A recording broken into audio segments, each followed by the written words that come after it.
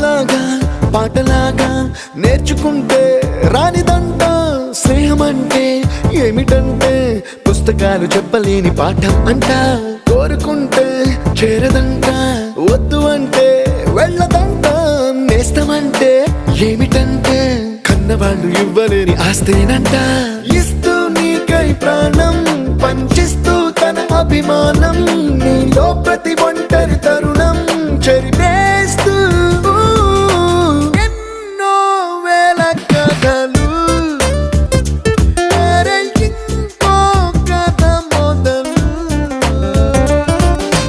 छोटी छोटी छोटी छोटी छोटी छोटी बातें छोटी छोटी बातें बातें मीठी मीठी मीठी मीठी मीठी मीठी यादें मीठी मीठी यादें यादें